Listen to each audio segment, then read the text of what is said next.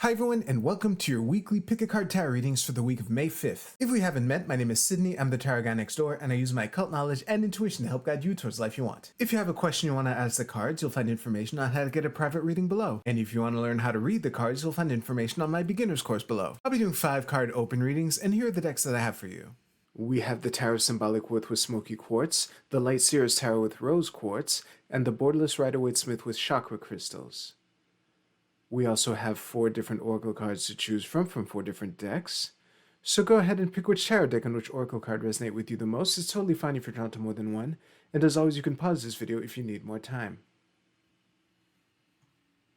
As always with collective readings, take what resonates with you and leave aside what doesn't. If you want to jump straight to your reading, you'll find timestamps below. And with that, let's go right to the readings. Alright, Group 1, let's see what we have for you for this week. I just moved the pyramid, ruining everything. But, hey, I moved it back a little. We'll see what we have.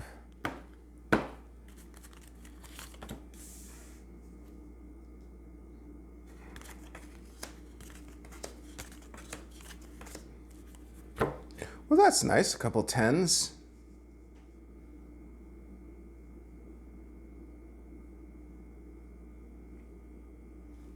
Okay. Let me just do this. Yeah, that's better. All right, so I will see you right now. Group 1, I don't have much to say about this vibe. With, it's mainly just 9s and 10s, and we have a deuce and the Knight of Coins here. This is looking like the crossing a threshold. I usually say that when the 3 of Wands shows up, but there's a lot of 3 of Wands energy here in the sense that, well, in the sense of a threshold, sorry. But what I'm actually trying to say is that with the only outliers, so to speak, being the Knight of Coins and the Deuce of Swords. I'm definitely reading the Knight of Coins as you because it's the only human here and we all have the entire deck inside of us, so it doesn't matter what gender this is. But it's looking like the decision to, actually score the goal. Honestly, given the reading, the 2 most confusing cards are the outliers, the Knight of Coins and the 2 of Swords. The 2 of Swords is pretty heavily weighing into the decision part.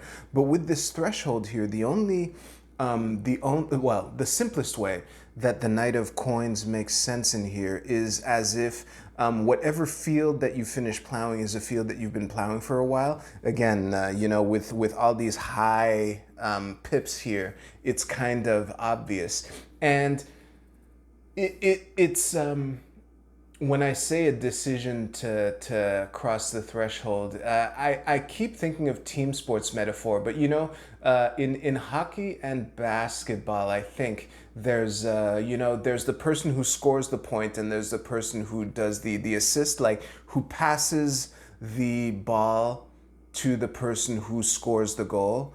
And it's looking, I'm reading you more as the person who kind of slaps it in.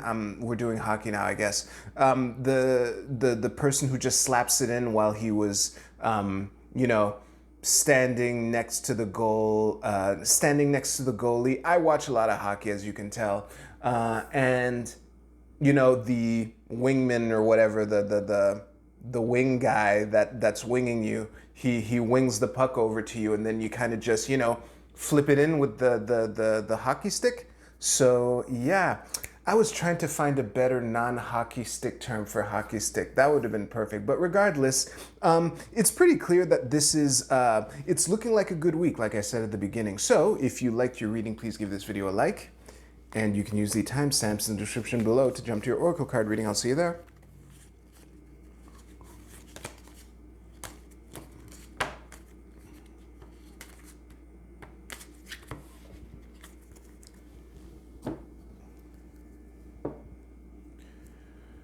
Group 2, let's see what we have for you for this week.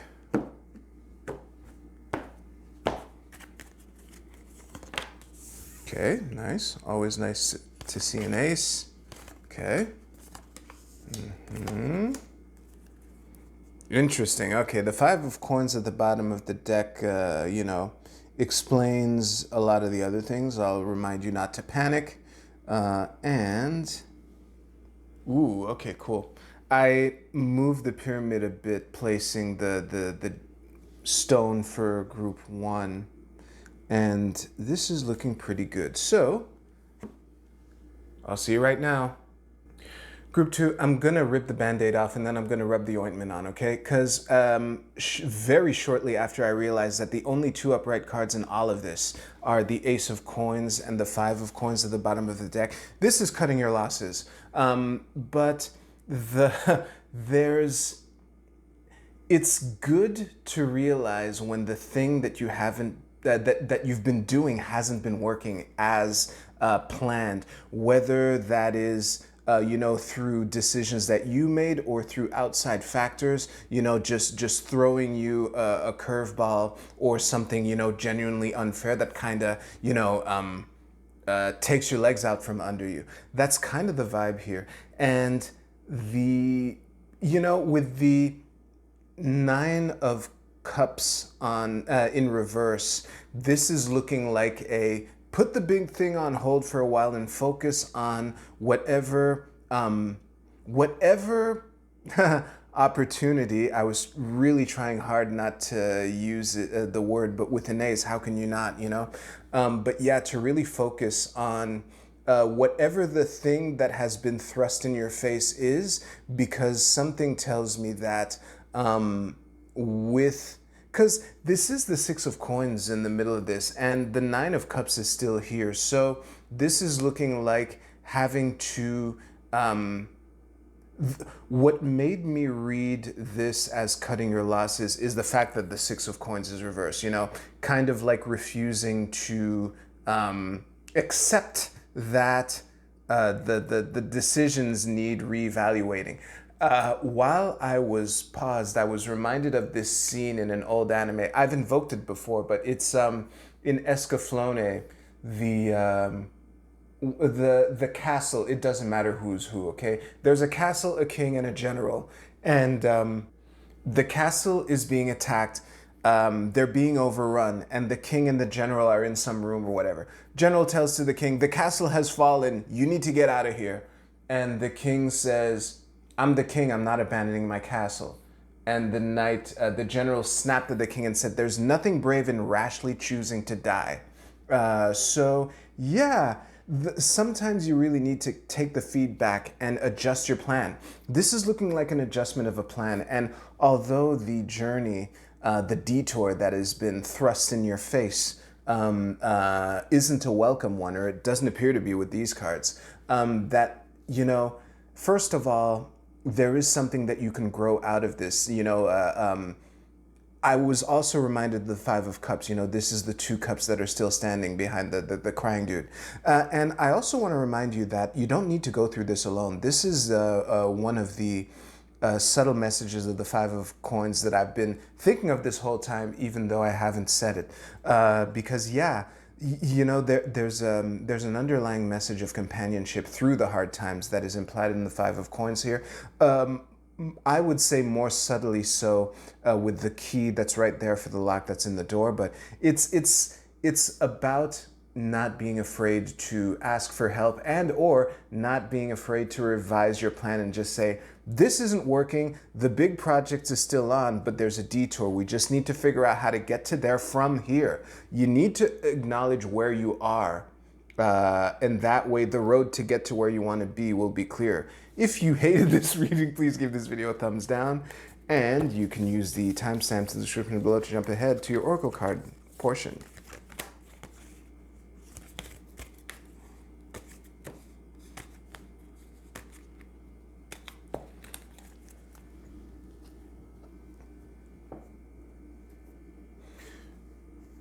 Group 3, let's see what we have for you for this week.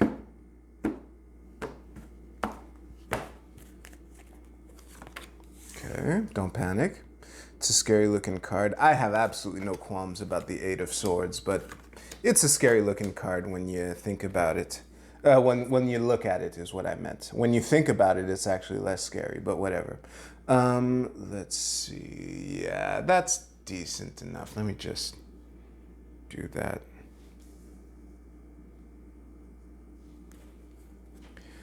All right, group 3, I will see you right now. Group 3, I'm a little disappointed because I thought, with the Seven of Swords being the only upright card in the reading proper, that I was going to get to rant on how awesome the Seven of Swords is. But with more reflection, I think this is, in fact, is this who you want to be reading? It's because something that I say a lot, especially when there's like an almost entirely reversed reading, is that from the perspective of the rest of the reading, this is the one reverse card, and especially with the Eight of Swords at the bottom. The Eight of Wands. Yeah, there we go. At the bottom of the deck, the Eight of Swords is there. It's impatience. I think that this is looking like a new, I don't know, I'm just going to use some generic company. I don't feel like thinking of specific examples. So this is a new employee in a company who's done it before and thinks he knows better, basically. And through impatience and wanting to do it right away and thinking that the recommendations of the other people are constraining him, he decides, you know what, maybe I'll just do it my way anyway, that kind of thing. And yeah, it's again, I really wish I could side with you. I really wish I could side with the Seven of Swords guy. But it's looking like should you choose to go ahead with your secret mission or your secret plans to, find your way where it is, I can see this potentially squandering opportunities to make meaningful connections, because there's a sense of group trust when we work together, as a team. And I just answered my own question, which I never spoke out loud, which was, why is this the Three of Cups and not the Three of Coins? But I think that this is advice or other opinions being seen as stupid or slow or constraining, or I know better, I've done this a long time, even though you might not have the experience that would require the level of confidence that you have at the moment. And it's okay to just listen. Okay. Oh, I've given this advice before. So how's about you try to, how can I say this? Try to prove yourself wrong. Act as if maybe you're the one in the wrong, and you can kind of think of it as if you try to prove yourself wrong and end up being right. Then you get to brag about it and say, hey, I knew the better way to do it.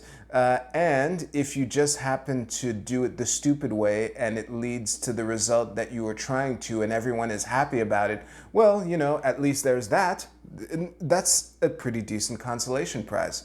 I guess I would invite you to think about that. Obviously, I can't map this to your situation, but this is impatience causing a temptation to cut corners in a way that could potentially damage relationships with peers or people that you care about. So yeah, good luck. If you hated this reading, please give this video a thumbs down. And you can use the timestamps in the description below to jump ahead to your Oracle card reading if you don't want to watch me pick up your reading.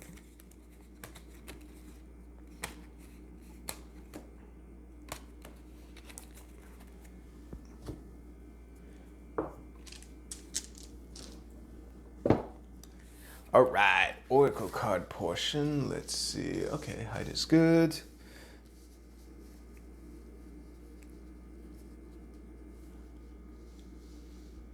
There we go. That should do it like that. Yeah, that'll do. All right, Group A, your card is Approach. This is I Ching hexagram number 19. Let me just show you. And the keywords are advancing, a warm reception, prosperous conditions, increased influence, hopefulness, lighten up, and an arrival. Well, this is a good omen because there was a lot of, shall we say, conflicting emotions permeating the entire session for me. I think I told 2 of the 3 tarot groups to give the video a thumbs down just to give you an idea, you know? And you can just take this as, depending on what I told you during the tarot portion, just be curious this week, all right? Because it might be that things will just work out, and this would be an invitation to open up to it. And I will reread the words again just to drive it in. Advancing, a warm reception, prosperous position. Wait, yeah. Prosperous conditions. There we go. Increase influence, hopefulness, lightening up, and an arrival. Well, I'm sure something in there made sense. Group B, your card is a leg up. I've pulled this card before, but I'm going to stare at it anyway to not be too influenced by what I said last time I pulled it. Actually, it's really straightforward. In the context of this reading, there's a lot of collaboration. There's at least 1 or 2 of you that I said that you don't need to do it alone. There was, you know, basically this is an invitation to be open to receiving help and being willing to offer help. I think that's the vibe, how it fits into the tarot portion. Group C, your card is New Moon in Virgo, a time to give rather than take. Let me just show you. This is a really interesting one because, like, I guess this is just a good old-fashioned appeal to generosity, you know?